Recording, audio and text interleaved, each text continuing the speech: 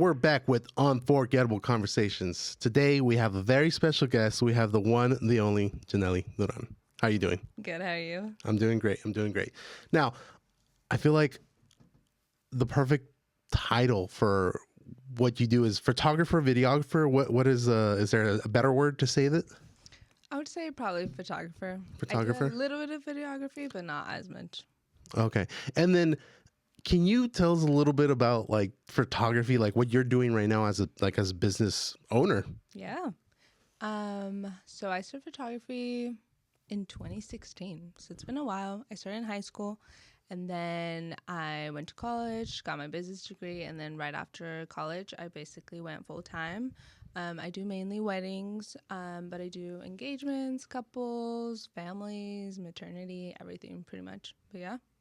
Okay, so when you first started, did you like initially like was this something you wanted to do, or was this like someone gifted you a camera, or how did it all start? Okay, so it all started in high school. So basically, it was my senior year. So then basically could graduate early, but the only thing I had left were electives. Okay. So what I chose was cooking and photography for Oh. my electives, which I still like to do both. So I started photography, the class, and then I actually just loved it.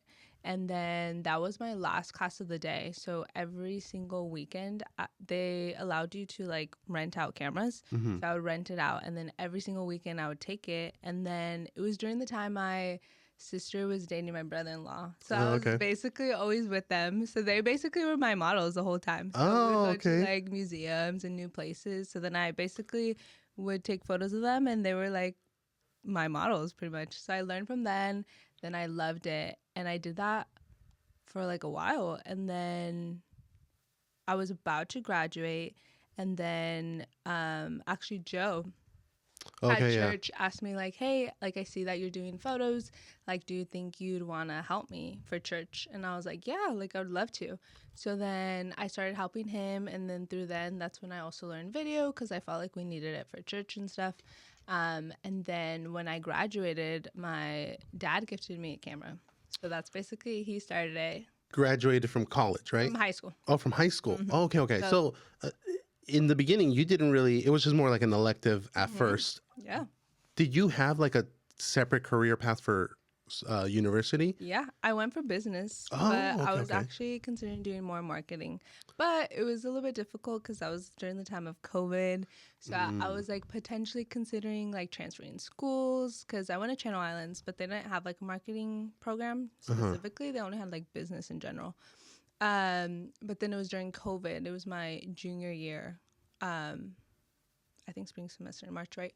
And then I only had 1 year left basically. And then I stayed. I was at home for like that whole year. So then I give you the time to really mess with the cameras and whatnot. The gift that you got from your dad, that was the camera. Was it a specific brand or like the one that you wanted, or was it just like, hey, I got you one? Yeah. So one of my friends had gotten a camera. So I basically got the same one as hers. It was a Canon, I don't even, like the Rebel. Oh, okay, yeah. Like T5 maybe at this point. So it's been a while. And then right after that, I went to college and everything like that. And then after that, I got my first like official nice camera, which I still have. Now I use Sony. So I got the 8-7 III. And then I upgraded to the 4, and then now there's the 5 now too. So yeah, I feel like they're like iPhones. Every single year, a new camera comes out. For the cameras, since you've had Sony and now, well, Canon and now Sony, I know that there's like sometimes a competition between the both of them. And like, do you feel like you're like a purist where it's like, I need Sony all the way, I need Canon all the way, like, or do you like, I'm okay with mix matching like different things? Honestly, I'm pretty open because for my job also, I second shoot. So basically I help other photographers and they also help me. So I kind of work with other people who use Canon, other people who use Sony, all of that. Obviously I've been with Sony for years. I love it. It's just smaller, it's easier, but it's also really good for video. So that's why I got it personally. Okay. So when I first started, I thought I was going to go more into videography at first, which was actually interesting because I really loved video. But the more I did it and the more I did like weddings and stuff, like photography, like I loved it way more. So then that's why I stuck with it. But I still love it because you can do both basically. Do you feel like the lenses for the Sonys, they just give you a bigger variety? Or do you feel like it's about equal with Honestly, like Canon and other pretty much ones? the same. They're pretty much the same. But I do think Canon's a little bit more expensive, actually. Oh, The is it? lenses, Okay. just a little But the bit. bodies are pretty much relatively the same. Yeah. Okay. So basically, there's mirrorless and then there's DCR. So for mirrorless, like Sony kind of started that first, and then that's why, and then Canon and eventually like caught up and stuff. So now Right. like their main cameras are like the R5 and R6, which is like Right. the new popular ones. Yeah. But yeah. How did you? Okay, so obviously you told us that you went to business school or to school for majoring in business, but how did you learn about cameras? Honestly, I learned everything through YouTube. Oh, through YouTube. Yeah. Because I've done, honestly, I had when I got my camera, it's a Sony one as well, and it's mainly for the podcast. Yeah. There's so much, like, I kid you not, there's so much research that needs to be done Yeah. for you to get the right one. Yeah. And it's like you need to read like 12 books just to really understand lenses and Really do. which lens you actually need for photography, videography. I mean, to zoom in, to zoom out, to take pictures that are close up and further away. So how long do you think it took you to learn all that about just cameras in general and the settings and stuff like that? Honestly, I'm still learning. You still? Yeah, like still there's so many new cameras that come out and I'm like, how do I use this new one and everything like that? But it just helps like using it like on a daily basis. So I know mine like The back of your hand. yeah, like obviously I use it every single day, every single week. So I know mine and obviously I know my favorite lenses. But what helps is also like you can rent out cameras, rent out lenses and things like that. So that's true. if you ever need it, I recommend. But I've rented so many different ones and then through there I was able to see like what I like, what I didn't like, and then I was able to purchase like the ones I like and stuff. So the one that you officially purchased afterwards, which one was that one? The A7 III.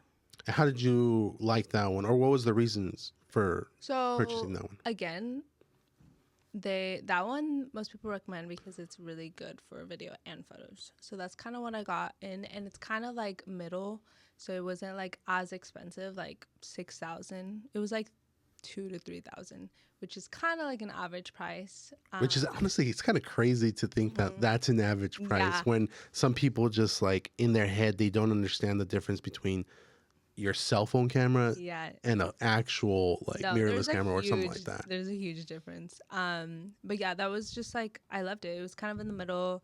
And I asked like multiple friends and stuff like that. And I had borrowed one from a friend that had that one. So I really loved it. So okay. that's kind of why I purchased it. And then since on, I've stayed. So I've gotten the 4, I upgraded, and then I just upgraded to the 5.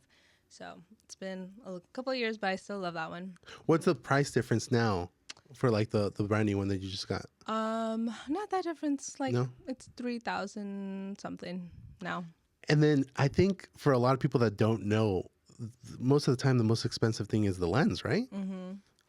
Can you tell me what your favorite lens is? Mine is the 28 to 70. Okay, and why is that?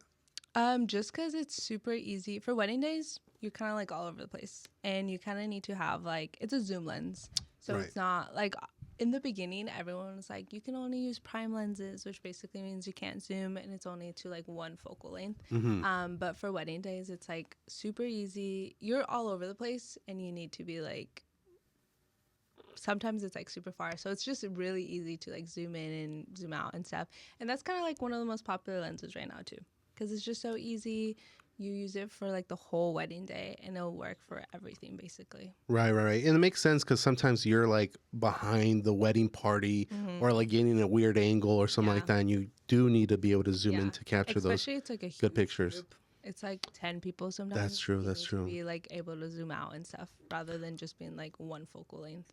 Do you think in the future they're going to make it like easier, like with cameras? Like obviously you start seeing more technology where it's like cutting convenience, like instead of having to like worry about, I don't know, the just small problems, they're solving them with these newer lenses or newer bodies with like I noticed for like the camera that I was going with, they're building more cameras that can go past 30 minutes recording time. Okay, yeah. Because before it's like you'd have to find a workaround. Yeah. Do you think like there's going to be a point where it's like there's going to be a compact, waterproof, I wouldn't say like a GoPro, but not even a GoPro, but more for like photographers like you? I think it's a little bit difficult just because you are having like a lot of like memory and time and stuff. Like how you're saying like 30 minutes and stuff. That's good. But I think eventually they probably will. But it's just fun. Like it's fun getting new cameras, it's fun new lenses and stuff like that. That's like part of the process rather than it just being super easy. Kind of depends though, because if you're doing it for fun, then yeah, there's like more simpler cameras. Like I have the Canon G7X, like the small one. I take it out like if I'm going to like Disneyland or something. Like it's super small, Super tiny, small, yeah. easy. It's for like everyday friends and stuff like that rather than like a full wedding day. So yeah, there's like differences.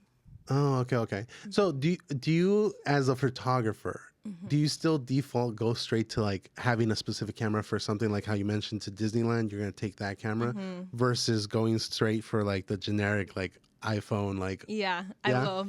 Honestly, that's something I've noticed. Like even like on Instagram and stuff, I struggle so much like posting just because like I can't do it on my phone. Like I'm actually pretty bad on my phone, I think, because I'm so used to my cameras and stuff. So now that I got the Canon G7X and now I have like the ability to still have like that camera, but it's so tiny that I can just throw it in my purse and I can take it anywhere. Right. Yeah. I know that there's been like this like massive like rise of like the Polaroids. Like Polaroids is like a big thing. I mean, I have I think like two of them that my wife uses all the time, but like Polaroids, and then I think like Super 8 cameras are starting to like pop back up. And do you like dabble in that, in like Polaroids and the Super 8 cameras as well? Honestly, now that's what I said. Each year it changes. Like I've done Super 8, I still have that, and I do offer it for like wedding videos and stuff. Oh, okay, so nice little feature. Yeah. So I love that. I don't really have that many Polaroids, but I started film,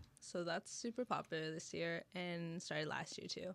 So that is like going back, but it's just so beautiful. Like it's that classic look. Yeah, it's that classic look. Like a lot of people, like you don't even have to really edit it. Like maybe just like a little bit, but it's just like straight out of camera. You just send it when you get it back. It's just beautiful. So yeah, there's like film cameras, Super 8s. But yeah, I kind of do everything.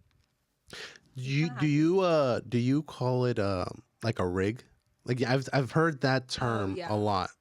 Is there like certain terms in like the photography and videography?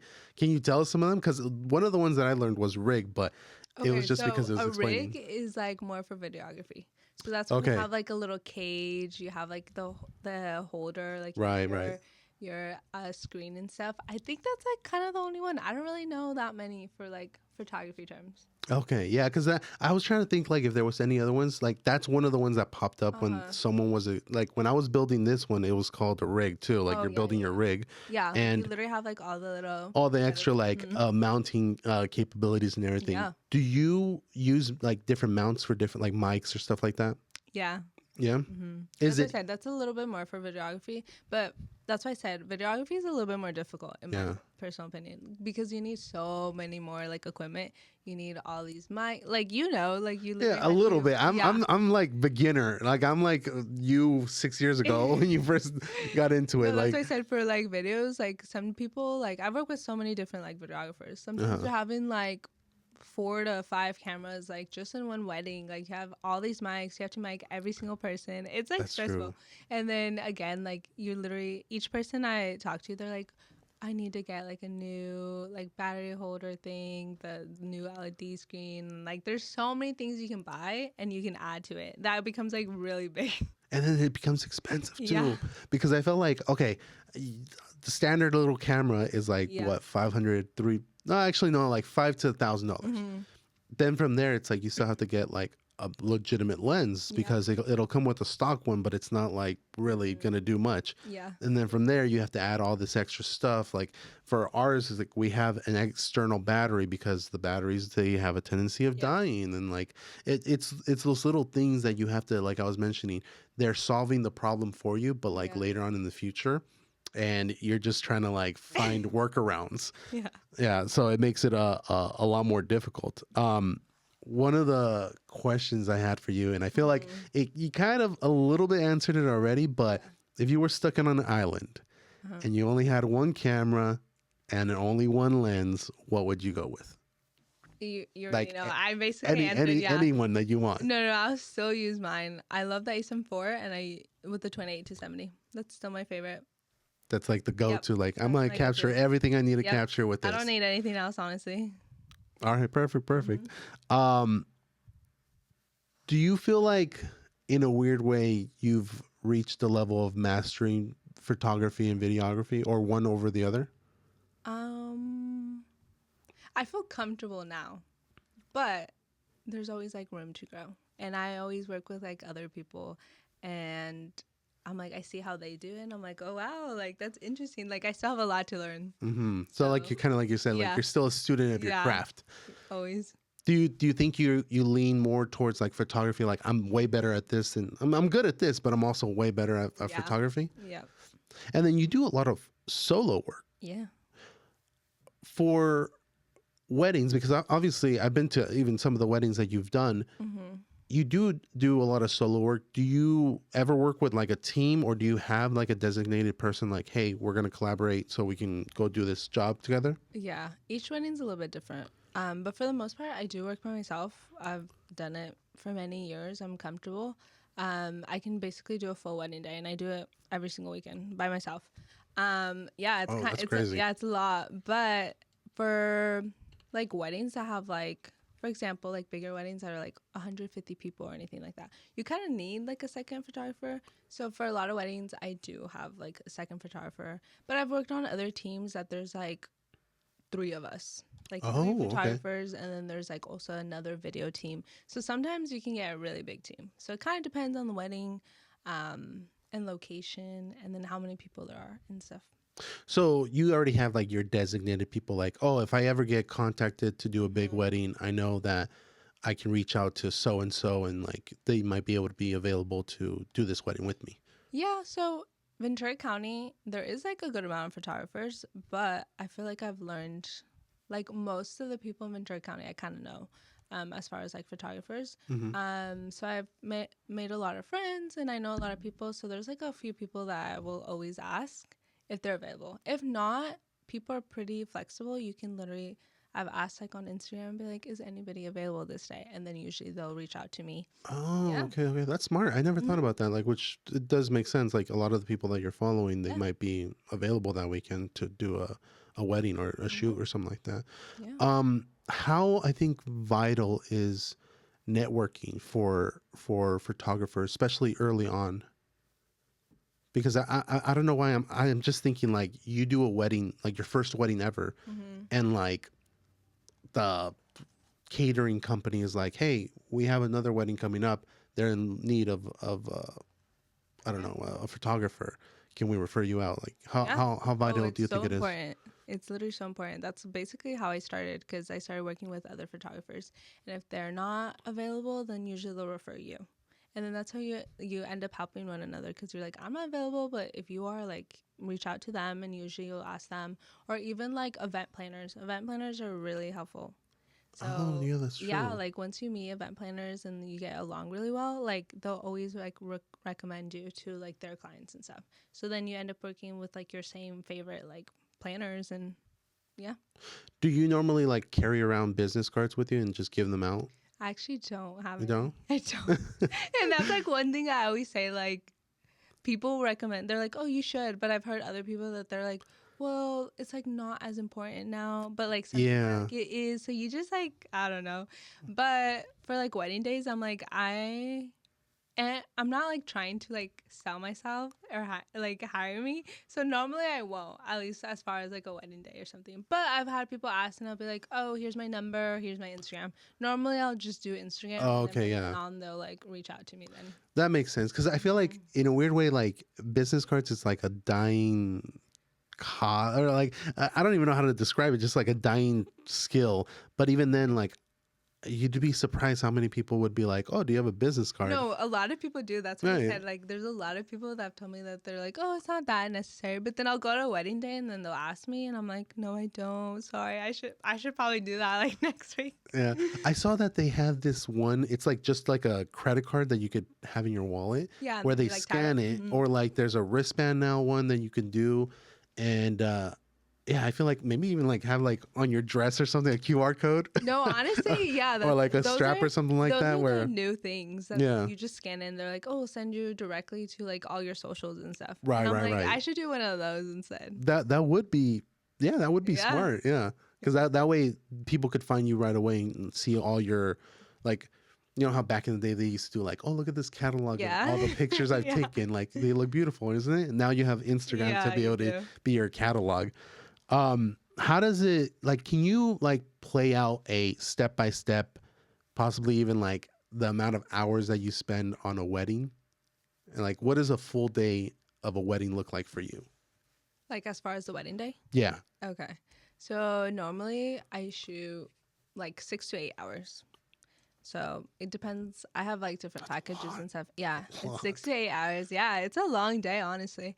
The normal is 8 hours because most people want you to be there for like their whole day. Right. So literally I basically start usually getting ready. So it depends. Some brides want to do just them or they want like the groom as well. Mm-hmm. Most times if it's like same location, and that's like the differences between weddings. Sometimes it's like one venue and you are able to get them both.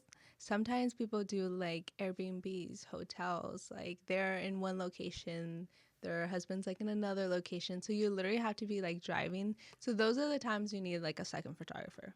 So usually I'll do the bride and then my second photographer will do the groom and stuff. So you'll do getting ready and then depending like, that's why I said each wedding day is so different. It depends on like what you want to do. Mm-hmm. So sometimes we'll do all the photos beforehand, like before ceremony. If we'll do a first look, and then after that we'll do all photos with their family, the whole bridal party, just them two, and then we'll do ceremony, and then after ceremony it'll just be like the rest of the family photos, and then again just more romantics, and then you do reception. So that's kind of like an average day. Some people, they don't want to do first look and they don't want to see each other. So they'll just do ceremony and then you have to do all of that in an hour and then it's reception. Yeah. Yeah. A lot of standing around, I feel like. Oh, yeah. I basically don't sit for like 8 hours until like dinner. I have like 30 minutes. I like sit, relax, and I'm like, okay, now I gotta go back. I feel like the courteous thing to do is to offer food, but I feel like, do they sometimes not offer food for you guys? I've literally had people that they don't offer, but a lot of people have it in their contract now. Oh, really? Yeah, that you have to feed them. Oh, okay. Is that something that you're like, hey, you have to feed me? Like, I'm gonna be out there for 8 hours. I need a lunch break. I literally am at your wedding the whole day. I'm like, I need a tiny break. But even, I'm telling you, each wedding day is so different. Like I've gone to a wedding when you meet a lot of people in the industry. Yeah, like I bet. There was like a caterer who didn't want to feed us until the very end. And this was like a team. It was like me and 2 other people. So it was a team of 3 just for photographers. And then they had a video. So it was a small group too. Yeah. Yeah, it wasn't like that big. But that wedding was actually big. Like it was like 200 people. Oh, wow. And they don't want to feed us till after. And the importance of them feeding you like kind of beforehand so you can finish eating and then keep shooting. Right, yeah. So they didn't let us until after, and we were basically like missing like the speeches and everything like that. So what we had to do was like split us, because I was just helping another photographer. Like she let me and like the other second photographer eat, and she's like, oh, I'm gonna go shoot, and then we'll switch. But we basically didn't even have time. We had probably like 5 minutes. Grab a little bit of food and run. And then you just run. And those are sometimes like wedding days. You literally like running, and then you gotta keep working. So How does it feel with like location wise? Because I know that you mentioned that like sometimes they'll do like locations like the groom's over here and then the bride's over here. How do you normally find other locations, or do they normally always provide one? Like they're like, hey, we're gonna meet at this beach. Um, yeah, normally they do. But I can recommend. Oh, okay, okay. So normally I'll recommend, and they're like, "Oh, if you've been here, like, what do you recommend?" And then I'll tell them. Obviously, it's their decision if they want to choose Go it with or it. not. Yeah. Yeah. But for the most part, we have to do timelines before the wedding day. So Mm-hmm. we usually have like meetings and stuff beforehand. So then we'll talk it over and we'll go through like the whole day and stuff. So everything's like on schedule the day of. Do you do any research for like locations? Like, oh, you Oh know what? yeah. I need to go find a new beach spot because this one already Oh, like all the time. got like taken over by like I don't know teenagers during summertime or something like that. Honestly, you kind of have to do it like every season. Oh, okay. Because like what how it looks like in December, it's not gonna look like that in August. True. So a lot of times, like people are like, especially over the summer, they're like, "Oh, I want to find somewhere like really green," and I'm like, "It's like summer, like Yeah. it's a little difficult, Especially in California. Yeah, It's like, I'm like, it's a yeah. little difficult." So like literally every season, I have to be like looking for new like locations and stuff. I have like my normal locations I like to go to, but it's always nice to like find something new. Is it like a hidden trade secret where it's like you don't tell other photographers your photographer spot that you found or something like that? Honestly, some people are like that.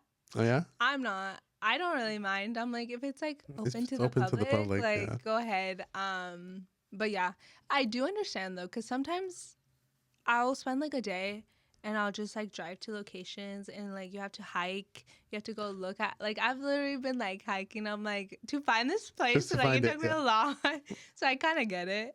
But usually I'm pretty open. If they ask me, I'll let you know. So it sounds like it's like a very like it's demanding, but it's also like a job that it's kind of fun because it's It like is, you're going on an adventure to go find a new yeah, spot and then being able to like 6 months later refer someone to be like, look, I found this cool yeah. little nook over here that you can take really, really nice photos. Mm-hmm. Yeah, that's always cool. Um Now I've seen you at weddings Mm-hmm. and you look like Indiana Jones, like you look like a cowgirl, like you have the Yeah. holster, the two cameras. Mm-hmm. Tell me about the holster. So basically, again, for wedding days, it's only one day in your life, you know? So Right. it's like super important. So you always have to have like a backup. So that's basically what I have. I usually have two cameras. And then usually I told you I'm kind of starting film. So normally I'll have like a film camera. So normally I have like three cameras like in a wedding day. Right. So I have like my main one, which is the A7 IV with my 28 to 70, and then normally I have like my second lens, which is the A7 III. And then my lens kind of depends. I have like the 35, the 50. So it kind of depends on the wedding day. I usually love like the 35. I use that for like portraits and things like that. But yeah, that's kind of like my setup. And then normally for And they hang like right on you like a gun yeah, holster. yeah, Like you do because like the whole day like you're moving around, you don't want it to be like in your way. right. And yeah, like it's just the easiest way. Do you trust it there? Like I feel like someone like if I turn some weird way, I feel like I would crash into like a catering table or something like that. Honestly, that's happened. Like it does happen, but you know, I've gotten used to it. Do you like over prepare sometimes? Because I feel like if I was in your shoes, I would over prepare like extra lenses. If the battery dies, like have a backup. Like, do you do that process? Okay, I've done a good amount of weddings now, so I feel like I've gotten it down. But obviously, you do have to prepare. Like for wedding days, I normally use like maybe like 3 batteries. So I Okay. normally have like 5 or more. So everything's So you're charged. really prepared Yeah, for the like battery part, you do because like obviously that's like the main important part. right? Like if it's dead, like you can't do anything. So each day or the day before the wedding or even a few days, like I have to format all my cards. I have to charge everything, charge my flashes, charge all my batteries, everything. So it's The kind of audio like a whole recording yeah, part, like it's yeah. a whole process, literally to charge just everything. Like for some weddings I've done like drones and stuff. You're having to charge the drone. Like there's a specific SD Yeah, card I for totally forgot that. about the drone. Like, yeah, coming back from a wedding day and having to look at every single camera, the audio, the drone, like it's like a whole day just to like organize everything and like back up everything. How is it that you don't need glasses? You know what? I'm surprised. I'm surprised about that one. I don't know. Because you're behind a screen for hours. Hours, right? For hours, yeah. Going through all those photos. I'm saying probably like later on in life, I probably will. But as for now, I have really good eyesight. Well, let's. I'll be praying for you that you don't, because Please, glasses. Please. I can actually pull it off. Not a lot of people can, but yeah, definitely. I feel like looking at multiple photos, like you take how many, like thousands of photos, right? It's like 5,000. 5,000 for a full wedding. Yeah. Okay, so 5,000 photos. How does I'm gonna try to like get into your brain a little bit. How does your brain determine this photo is better than this photo just because of a minuscule like curve of like the guy's hand wasn't all weird and wonky, like everybody's ties were on correctly? Like, how do you pinpoint which one is there a process to that? Yeah. So I use a culling system. So basically it's this program and I import all my photos there, and it's basically like AI. So it'll go through all your photos and then it'll kind of like, it kind of like will rate it. So it'll be like 1 through 5. And then I'll go in like and manually like fix which ones I want to do. But literally you'll be able to look at each photo and you're like, okay, this one's just slightly better. Like either it's like a hair, like this little hair looks better, or like, but obviously the most common ones, like if their eyes are open or if they're closed. And that's like a lot of group photos. Yeah. So you have to choose like everybody's eyes are open, and then through there, like obviously I'll edit and then have to do like flyaways, or if there's like a stain on their dress or things like that. You have to do all that. Oh man, I feel like if it wasn't for AI, it would have been like, imagine back in the day. Yeah. Where people literally had to just like, oh yeah, burning, their eyes are burning, taking like eye drops, just going through photo after and photo. that's like actually a newer thing. So when I first started, I actually had to do that. Yeah. So I've done both. Yeah, I've done that, and I've also done AI, and it helps a lot. Like it like takes off like a few hours just. Whoa, no way. Yeah, I think that's like my least favorite part, because you have to go through all the photos, and like you just get tired because you're like looking at a screen for hours and hours. So that helps a lot in the whole process. Yeah. I don't know why. I'm just thinking like the fact that you did obviously both, like before the AI and after. Is there like what was the process before? Because I don't know why I'm trying to think like what would you have done before the AI rating it? Like would you like just kind of like you'd have to go import by like whatever way? Like import everything, and I'll just go through each photo and then delete it. 5,000 photos worth of just like, yeah. All right, deleting all 60 of those that I just looked at, and then just keep going. Whoa, that's wild. That's wild. So from beginning to end, starting a photo shoot, taking all those 5,000 photos, getting those photos, and then editing them. How long is an actual photo shoot technically? From beginning to, hey, here's your photos. Like a photo shoot or wedding? Both, like the whole process. Like we know that you said it was like 6 to 8 hours. So let's assume the wedding is 8 hours. How many more hours do you have to do before you actually hand the photos back to them? Oh, I can't even tell you how many hours, because sometimes, I'm telling you, sometimes I'll literally start working early in the morning and won't finish till like 3 a.m. And I'll literally be working the whole time. And I'll take like, obviously I'm going to take lunch and dinner break and stuff like that. And yeah, but sometimes if I have to, like, if I sit down, and I've told everybody, if I sit down, don't look at my phone. Don't look at anything. Like, if no one's talking to me, I can do it in 3 days. That I've like perfected it in 3 days. So basically, that's 72 hours yeah. plus the 8-hour day. Yes. Whoa. It's like it's a lot, and that's like fast. Yeah. Some people do like a couple hours like each day or something. But if I sit down and don't think about like anything, I can do in like 3 days. But normally I'll do like one day, I'll like go through all the photos, decide which ones I want, and then the other 2 days are just editing. So I'll split it. I'll split the wedding day from like how it is. So it'd be like getting ready, first look, and then ceremony. And then the next day I'll do just reception. Reception kind of takes the longest because it's like the most amount of hours. But I'll kind of split it into days. And then I know, okay, so lighting wise, some parts of the day is like easier than others. Like obviously like in a ceremony, if you're like, it's like 12 and it's like outside and there's no shade, it's a little bit more difficult to edit. Super bright.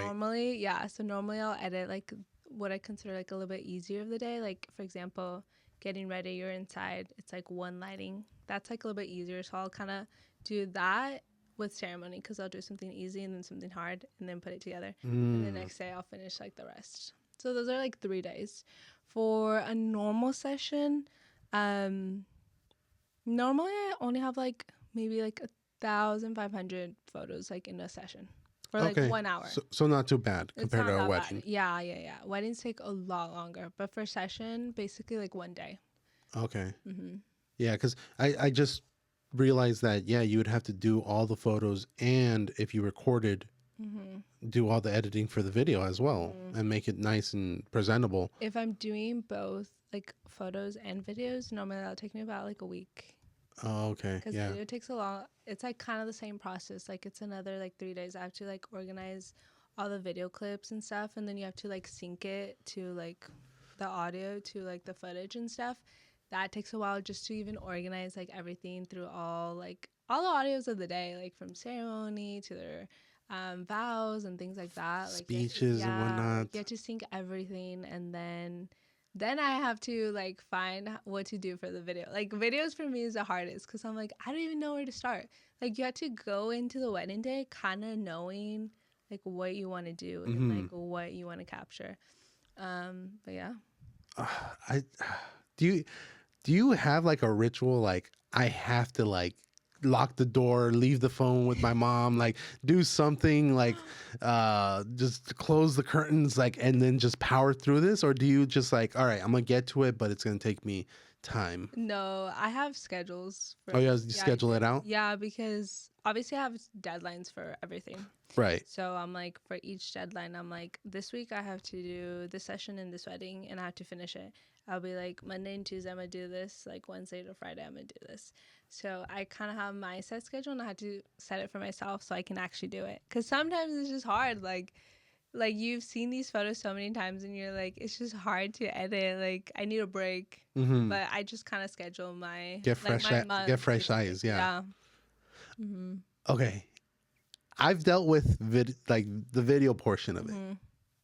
I want to know what systems you're using, because the fact that you're dealing with so much storage, I've had that's the biggest problem I've had with just the podcasting in general. Like when you're recording and pretty much video recording as well as audio recording, everything, the storage is the biggest problem I have. It's like I either have something that's like it just took too long to download, upload, it's taking forever to edit. Like what systems are you using to like help you do that faster?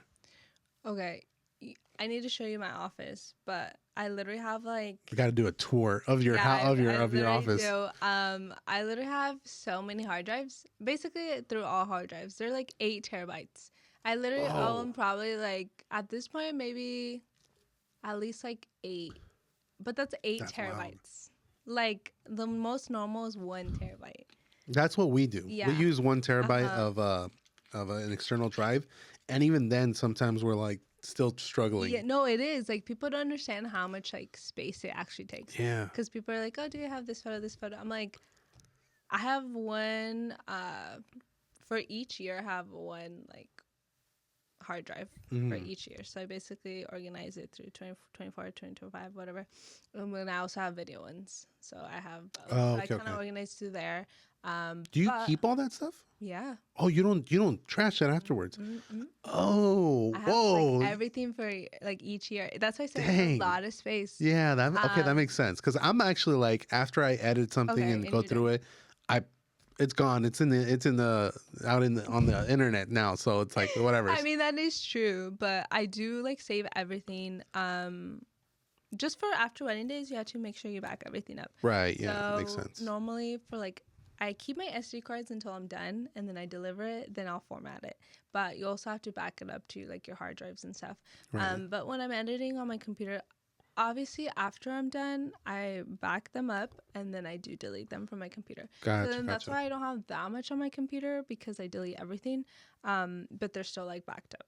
Gotcha. Do you go with like Apple, or what do you normally use? Yeah. I feel like a lot of people normally lean more towards Apple. It's more just, I don't know, I'd say easier to use, more reliable, at least from what we've noticed. Same thing for us, like with the editing and whatnot. Yeah, I've only used like Apple and Sony. Yeah, literally. those are the perfect combo. Those are my two. But yeah, I do. I have like at home, I have like an iMac. That's how I edit all my like my weddings and stuff, because obviously I need a bigger screen. Like I can't see. I'm like slowly, so I need my iMac. You need like two massive screens just to be able to see all the photos. But I also and videos. have like my MacBook, so I there have like both of those. So those are my two different things. But everything pretty much at home is like my iMac, so everything is on there.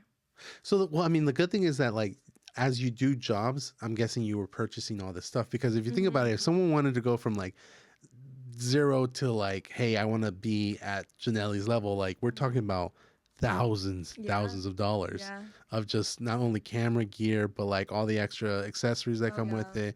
The hard drives, they're not cheap. They're not cheap at all. And the audio stuff, as well as like the MacBook and the desktop version of it. It's a lot of investing. Like if you want to, like it is a lot of money, but like obviously for me, it's worth it. Like I need to be investing like every single year. So in the beginning of the year, normally I will invest in like a new lens or a new camera. Oh, okay, that's good. That's good. Yeah. So like you're reinvesting to the business. Yeah, and then also for computers, honestly, I know it does suck, but you can't keep them for that long, because they start to get too slow and like to edit, it's like the worst pain ever. So you always have to be like upgrading at least like every few years.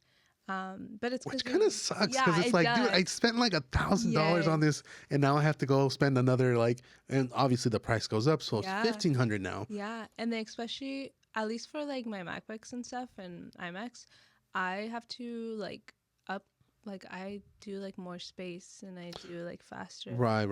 All that, so it's like even more expensive, but it's worth it because you're not like having to wait like 3 minutes for it to like load.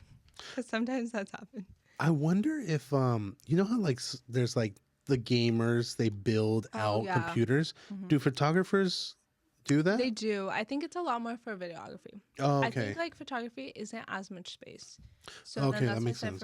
For videography, you need a lot of space because there's so many different things. That's why I said I love photography a little bit more, just because it's like not as much, not as complex, because you have to take into consideration the audio and then the motion of it, and especially if you're going to like a 4K camera versus a regular camera, it's like the amount of space is it just takes up so much space, which is actually, I think this podcast episode is going to be perfect, because there's going to be like a more understanding to your price and your range too. Like this isn't like, hey, I took a picture here, charged you X amount of dollars. It's like, no, like there is a process. This is a professional doing their job and at what they're good at. It's not like iPhone can do the same thing. No, it's not. I'm like, the amount of time like from like them hiring you to their actual wedding day to you actually delivering it. Sometimes I'm talking to someone for a whole year. I've literally had someone for 2 years. Like sometimes people book you out that early in advance that you literally have to be like constantly talking to them. And like it's like months of emails. You're meeting with like their other vendors or like their event planners or whatever. You're even sometimes I've like looked at their venues if they want to do like a tour, like you're talking to them through there, then you're also having to go through your full timeline, then the actual wedding day. So a lot of people, they're like, oh, it's only 8 hours. You're like, no, like I'm talking to them for months. You're emailing them, you're doing all this stuff. Then it's the 8 hours. Like the 8 hours is like the least you do. And then after that, you still have to like look through everything, edit, and then deliver. So it's like, it's a pretty long process, honestly. Yeah. I can't relate, but I can feel your pain because sometimes some people are like, oh, just do an episode. It's like, well, it's not as easy as no, that. it's Like, not.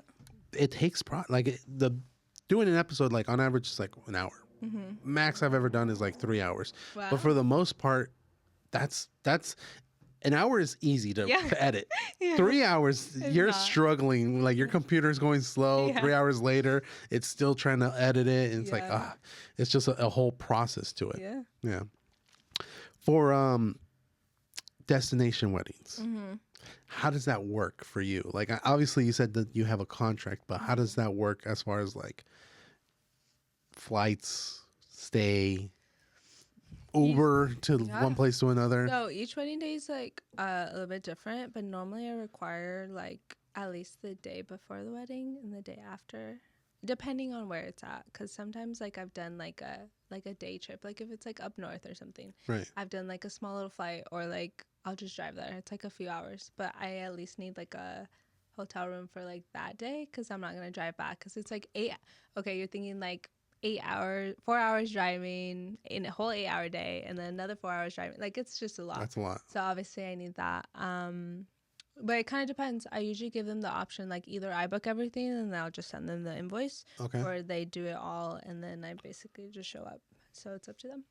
Oh, okay. So they do understand, like if they do like a destination wedding, like they're paying for also all the other expenses that come in play. No, that's smart. Yeah. And then do you normally have like this contract that you have them sign before you even get started? Yeah. So basically I have a proposal. So that's usually what I call it. So it's your proposal. It just includes your invoice. It includes what package you choose, your invoice and then your contract. And then after that I have like a small questionnaire. So it basically goes through like their whole wedding day and like what they want, their vision, everything like that. And that's basically like your whole proposal that you have to like sign as like we're booking basically. And then you do like your deposit, you sign, and then you do the rest. And then like maybe like a month before the wedding, normally we'll meet up again and then go through your whole timeline, your questionnaires and everything like that. Gotcha. Have you ever had any like horror stories, like as far as like Bridezilla, Groomzilla style? Yeah, I've had a lot. This is funny. This is actually like a question I usually get asked for. When I first started, this was years ago, so I think it's okay to tell. Yeah, I'm like, this is they're probably long gone. I'm so traumatized about this story.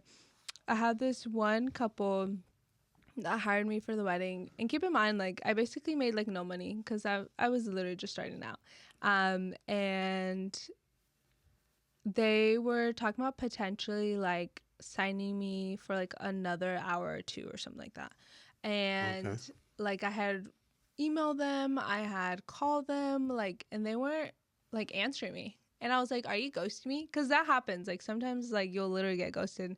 So I'm like, am I not doing the wedding day? Like what? The event planner sent me an email. The wedding day was Friday. She sent it like Thursday at like 11 o'clock at night, like for the timeline. And I'm like, what? But she didn't tell me like what time I had to be there, like nothing. I basically knew nothing of the wedding day. They didn't answer me. Like I didn't know anything. And obviously this is my first wedding, so I didn't know like the whole process and everything. Now I've gotten way better. Yeah. But like nobody was like answering me or reaching out to me. And I'm like, I don't even know what time I'm supposed to get there. So I literally get there at the time I was like supposed to. And it's like at a Catholic church. They lock the doors. I couldn't get in. Yeah. So I'm like, oh my. And I felt so bad, but I was like, at the same time, you didn't tell me what time. Like, this is the time you told me. And then also, like, you didn't confirm with me. Like, you hadn't paid me. Like, nothing. So I was like, I don't even know. But basically, yeah, I was late. Well, for the doors to like, they basically like locked me out. I'm like, how do I get in? Finally got in. I was able to shoot, and then afterwards they were like, well, you were late. And I was like, no, this is the time you told me, but you never like confirmed. Right. You were supposed to add hours, you never added, you didn't answer my messages. Like I came because I was nice. I didn't technically have to be here. Yeah, you could have just bailed on them. Yeah, because they never answered me at all. So that was pretty crazy. But apart from that, I've literally had horror stories, just like I've had bridezillas, I've had groomzillas, like I've literally had like everything. Yeah, I've literally been screamed at. Oh Yeah. no. Yeah. I mean, that's One part of the job, time, but yeah. yeah, like literally one time I had a bride's mom, like she wasn't ready. And I was just like checking lighting, and then I was like just checking lighting inside because everyone's getting ready. Mm-hmm. And then she got mad at me because I took a picture of her when she wasn't ready, and she like literally screamed at me in front of like everybody. And I was like, "Oh, I'm so sorry. Like I was just checking lighting. Like I don't have to like use it if you don't want Yeah. to." But later on, the bride came to me. She's like, "I'm so sorry that like my mom screamed at you." Like she literally apologized for me, and her mom did too. And I was like, "You're totally fine." Like obviously, in a wedding day, you have to be like nice. Yeah. You, yeah. But that was like that was interesting, but it's fine. Yeah. I'm sure that there's probably a lot more. Like, A have you ever lot. like had like instances where like, you know, the movies, how it's like the photographer falls into like a pond or something like that? Okay, luckily I haven't Okay, that's good. fallen into anything, but I've heard other horror stories from other photographers and stuff. Um, the worst is like when they have like emergencies. Like that's so sad. Like Oh, I've literally heard like um one of the bride's like grandfathers had like a heart attack on the wedding day, no like during way. like ceremony, and obviously they had to stop everything and then have Oh, to like take, yeah, like that's it's so bad. Yeah, sad. that's sad. I've literally even heard like someone like they literally passed away during the wedding, and then they didn't tell like the bride until like afterwards. And I'm like, how Like do you someone's like go through? grandma or something like that. Yeah, and Whoa. those are like other people's stories I've heard that they've told me. I haven't like experienced anything like super crazy like that. No, like Um, broken lens, and that's the only lens you have, or battery died, and I don't have any more batteries. I forgot to no, charge a battery or something that's like what I that. said. Luckily, I always prepare. Like I have so many like cards, SD cards. One time, actually, I do. That's one thing I would say. Sometimes the cameras overheat when it's really hot. Yeah. So that's why it's always good to have like two cameras. So that's happened to me on wedding day. That's like overheated, but obviously I had my backup, so it was totally fine. But for sessions, I don't carry like everything with me because it's like only an hour. You don't need like as much and stuff.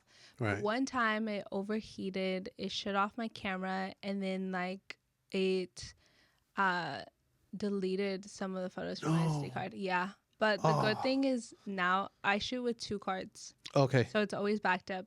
I used to only do it for wedding days, but now I do it for sessions too, because that Oh. happened to me. And I did lose it on one SD card, but I had it in the other one. So at least I Oh, got okay. Okay. lucky. But that happened because one time I had a family session.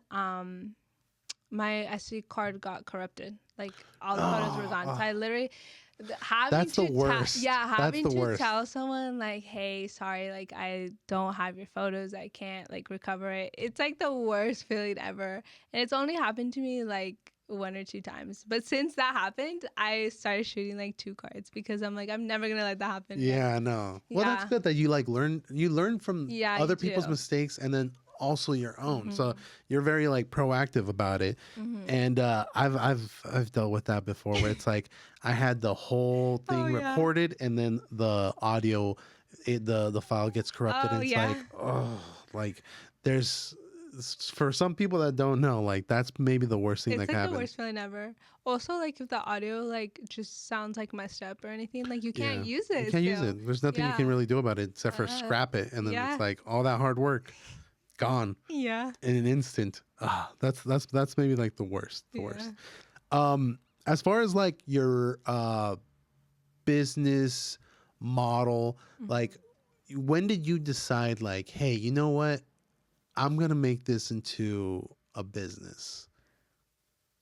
Okay, I did it. It's kind of interesting. I think I did it like opposite because most people they're like they just shoot and then they're like, "Oh, I'm getting bigger, so I'm going to like fix my business." I did the opposite because I told you I did it right after I graduated college and I was still applying for jobs, but obviously the job market at the time was just difficult in general. Mm-hmm. So then I was like, you know what? Like, I've been doing this for years. And, you know, people would pay me like here and there, like I would do their family sessions and stuff, but nothing like when I was like actively getting booked and stuff. But I was like, I think I'm going to do it. Like, I have nothing to lose at this point. Like, I'm still like trying to figure out what I want to do and everything. So I literally just sat down and I was like, I'm going to do the whole back end of my business. So I did. Oh, So okay. through then, so before I even started my business, I did like the whole back end. So it was like having to do creating websites, doing my CRMs, doing pricing lists, like doing everything of that, because I wanted to be like ready basically. Right. And before I was like sending emails like just on Gmail and like that's it, or like just sending contracts through there. Like it just like wasn't like professional in any way. And I'm like, if I want this to be a business, obviously I have to act like it. So then obviously I created Can't everything. be Janelli1 at gmail.com. So I was like, obviously I had to like prepare everything. So I did all the back end of my business, and then I actually started. I'm like, okay, now I need to find like clientele. Yeah. Was there some inspiration from your dad? Yeah. He's like, I always tell him like he's my biggest motivator, but he'll also tell me like the truth. He's like, he's always like, he always would scream at me like, you need to charge more, like because obviously he's ran his own business for like over 20 years, and he's like, no, you can't be doing this, you can't be. He would always he's a businessman. Yeah, he was. It's actually a funny story. I always tell him, like, my sister and my mom, I'm like, you guys didn't believe in me, but my dad did. Oh, that's nice. Yeah, that's always nice. Yeah, and they're like, no, yeah. My sister's like, yeah, no, I did it. Like, I thought you just wanted, like, a camera just to, like, take photos of your friends and stuff. And I was like, no, like, I actually wanted it. So, a funny story, my first camera that I wanted, he actually went to, I think he went to, like, Best Buy. And he asked for, like, their best camera, like whatever they recommended, and he bought it for me, and he like brought it home, everything like that. And then my mom's like, that's way too expensive. Like both my mom and my sister were like, that's too expensive, she's not even gonna use it, like whatever, like return it. So he returned it and then got like a cheaper one, the one I wanted. Right. It was like $700 at that time. And it's going from like 7,000 what he bought originally to 700. Yeah, like I don't even know what camera, like he didn't even know which one he bought me, but I was like, I'm sure it was good. Like if that's what the guy was saying. So he literally returned it. And then when I opened it, obviously I was grateful because that's what I wanted. But later on, they told me, they're like, no, he bought you like a better one. But like we forced him to return it because we didn't think you were going to actually do it. And I was like, wow. So they really didn't believe in you. No, they didn't. And your dad was like, this is an investment. No, yeah. That's what he always says. So he's like, well, one day I'm going to get my return on my investment. So he always tells me. But yeah, no, he always believed in me. He always tells me like, he's taught me like everything I need to know, even like finance wise, like, you need to make sure you're having like for retirement, for all that, like just basically backing everything up, having like a financial advisor, like everything like that, like making sure that everything's like fine. So he's really helped me with that. So yeah, I feel like that's kind of awesome that you had your dad that not only is he a businessman, but also has done it for himself. It's a little bit of a different trade, but still like that you had someone that gives you that guidance, because I'm sure that there's photographers out there that are like, I'm at the top of my game, I'm doing this, but like they're not in top of their like retirement savings, like they're just going from job to job, while you're over here actually being smart about it and like going from like, hey, portion of this job is going into savings, and like portion of this is going into reinvesting into the business, the company.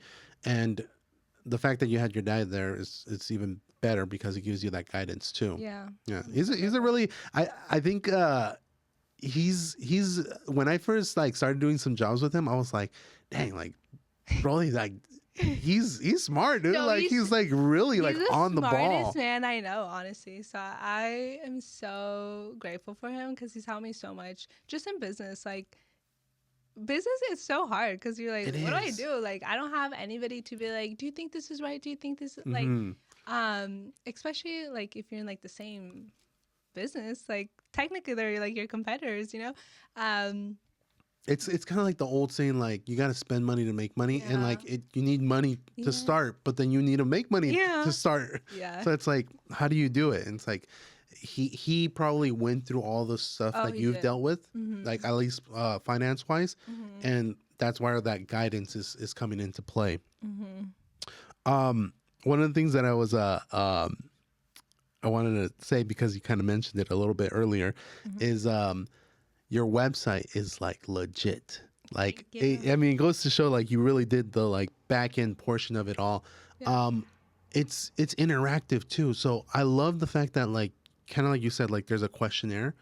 People want to book you, they schedule you out, then you ask them very like meticulous questions about what their vision for their wedding is, what is like the whole, like what they want out of a photographer, and then you kind of give them that. But what I want to know is, how do you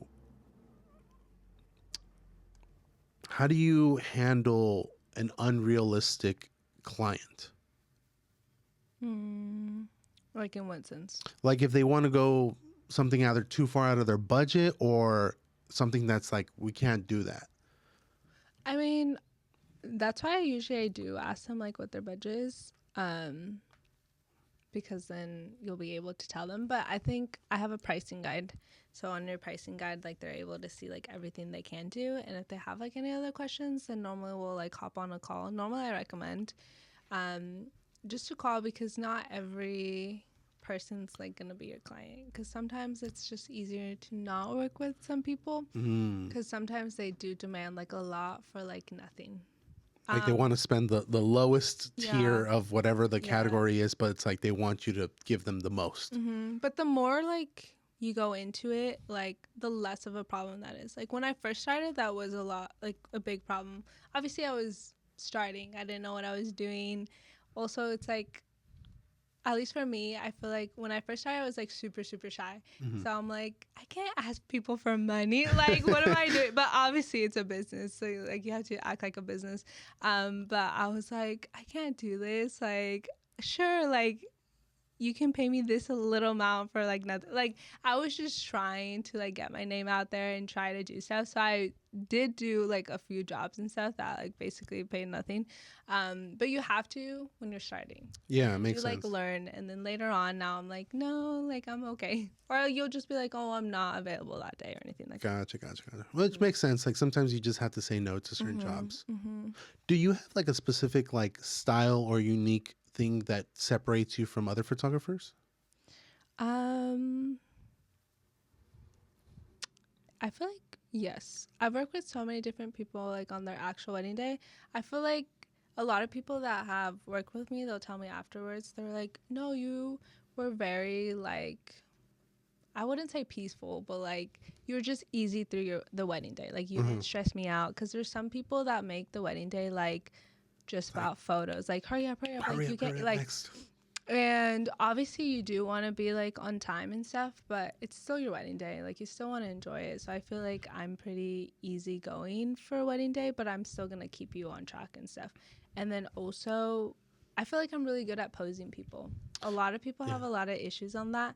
And when I first started, that was the first thing I wanted to learn. So I literally focused so much on trying to pose people, because I'm like, I don't want it to be like, well, I don't know what to do next. Like, I hate having like that awkward silence, awkward pauses. Like, oh, what do I do next? So I made it like a point to like learn. So I feel like that, I would say, probably helps me a lot. I'm gonna quote you from your own website. Oh gosh. So I actually love this line, because it says, and I quote Janelle's words exactly. Okay. I curate imagery that is both authentic and artfully refined, blending raw emotion with an editorial approach to create a visual narrative you'll treasure for generations. That's beautiful, because it's true that they're going to see this for a long time. Their kids may even see this. Same thing with the videos and everything else. Like it's something that you're going to be, it's a long-lasting product that you're providing, and a service as well, which is perfect. Kind of like you said, like you are bringing them peace during a very fast motion, stressful moment, and still letting them enjoy the beauty of their wedding. Thank you. Let's see, what else was I going to ask you? So we talked about traveling. Oh, okay. So in a world where, how do I even word this? Um, in a world where iPhones and Androids are getting better and better, Mm-hmm. how do you feel like photographers compete with them? And honestly, I don't think there's like, obviously iPhones is like great and like their videos and everything is great and you can do a lot and I do understand that. But like having a photographer, a videographer, you're also bringing like your personality first of all. Mm-hmm. And then also again, you're posing, lighting, editing. Because if you're doing it just on iPhone and stuff, normally they'll just like post it and like that's it, or like a little bit of editing, but they don't know like the whole process and stuff. So although it's nice, people still want like their professional photos Mm-hmm. as along with like videos and stuff. Like now they have like content creators, Right. Yeah. which people have like made it like a job also. So during the wedding day, they just come with you and take videos, like iPhone videos, and then the end of the day they'll just send you all the videos. Um, so that's what I said. So although like iPhone's still great, people made it a career also with doing content creation and doing Mm. it. So I feel like although it's great, it's good to have both. And if you can have both, that's like better. Yeah. So it's like a photographer isn't just a photographer; they're also an editor, Mm-hmm. and that's the difference between me going around with my phone, just oh look, I can do it, Mm-hmm. versus you actually going through and And kind then of like editing everything. also there's angles. Right. Like photographers, Lighting. you get hired for your like angles, and then also like editing on top of that. Like I'm not just editing a photo just like lighting wise and stuff. Like sometimes you're also editing like if you have a blemish or fixing your hair, Right. if Right. it's like Right. windy, like I'm taking like the flyaways away, or I'm just like fixing like your dress or anything like that. So that's also like some people don't know how to do that. I Right. think you can still do it on iPhone. It is possible, but I think it's just nice to have both. Right. Gotcha. Gotcha. Do you have like goals for the future for your business? I do. Eventually, I want to do. So I do a lot of weddings, which I love, but it is a lot of traveling, um, a lot of weekends and things like that. So eventually, like when I have like family and kids and stuff like that, I don't really know if I want to be fully doing weddings like that, just Right. because it takes a lot of time. It's a full day when you're gone. Instead of like doing sessions, you're only gone like an hour or two, like for like a weekend, or at least like 4 hours, I would say, maybe for a weekend. So eventually I think I do would want to do like more. There's two different like visions I'd want to do. First is studio. Oh, okay. That's awesome. Yeah, so I want to do studios, because I've seen a lot of people, if you're leaning on like uh they do like a lot of birthday shoots like for kids or like newborns or stuff like that. You do it during the week, because obviously a lot of moms like aren't working, maternity leave, anything like that. So you're shooting during the week and then you have like your weekends off, and like Mm-hmm. they're going to your studio, so you're not having to like travel anywhere. So that's one thing. Another one would actually be, which I've kind of started a little bit, is having like an associate team. So what that means is basically having people that you hire per wedding and they shoot your weddings and stuff like that. Okay. So at the Okay. end of the day, like they're giving you all the stuff. You're still editing, you're still talking to your clients and everything, but you're not the one shooting, they are. Gotcha. Gotcha. That's actually smart because then that way you could send out, let's say, book two weddings over a weekend.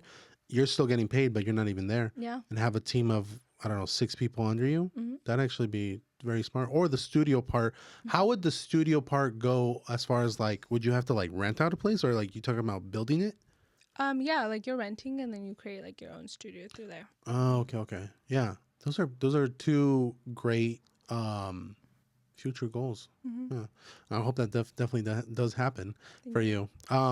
One of the other things I wanted to ask was there's, you know how people always like upsell, Mm-hmm. and this isn't really like upselling, but do you have a tendency of doing like a one and done shoot, or do you like build a relationship with the clients to where it's like, hey, you're getting married, I'll do the wedding. Hey, there's a graduation, you're pregnant, it's a maternity shoot or something like that.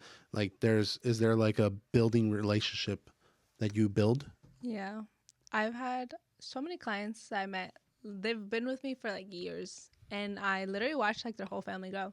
I literally have done how you said, like their maternity or proposal, engagement, wedding, like their first birthday. Like I've literally been through every person's stage, and then that's kind of how I get clients also, because if somebody really loves me, they'll recommend me to their friends, to their family, and at this point, I've literally meet like their whole family. So I'm literally part of their family sometimes, because they're like, well, you're going to like this birthday party and this like proposal, I'll see you at the wedding. So I've done so many that I literally meet just one, and then they introduce me to their whole family. I do all their family shoots, like their siblings, everything like that. So yeah, it's really nice. Yeah. Do you promote it at all? Like, hey, like whenever you decide to have a kid, like I'll be there? No, normally they just like, they reach out to you? Yeah, I said some people are so nice. Like I've met like some of the nicest people ever. They're always like, you're gonna be there for every like milestone, and I was like, I'll be there. Yeah. Like literally call me as long as you pay me. Yeah, literally. But no, I will be there for every milestone. So usually they reach out to me. So then they'll like for example, I'm doing this wedding tomorrow. Oh, nice. She had like reach out to me, and she was like, yeah, like I was looking for someone, and I was like, I'm going to reach out to my family photographer. She's done all my family photos and stuff, so I want her for my wedding too. And that's how she hired me for her wedding. And I was like, literally from one shoot, they'll hire you for like the rest of their milestones, basically. That's nice. That's nice. Mm-hmm. The way I want to end this episode is with another quote, but I almost want you to read it, because it's your quote. It's a little bit long, but I'll let you read it. Okay. I'll try not to like botch it up. This is Janelle's words from her website. I am a hopeless romantic at heart. The kind who smiles through every rom-com and gets swept up in the beauty of meaningful love. The same emotion is what I bring into my work. As your wedding photographer, my goal is to create images that feel organic and timeless, preserving the raw, beautiful emotions of your wedding day exactly as they would unfold. Mm-hmm. That's perfect. That embodies what this whole podcast episode was about, and the way that you do your work, I mean, is awesome. Thank you. Thank you for coming on the podcast. Thank you so much for having me. Is there a way that we can, if someone wants to like see your Instagram or something like that, can you give them your handle? Yeah, it's Janelle Abigail Photo on Instagram. Pretty much on everything, but Instagram. So email me. If you guys are local, check her out.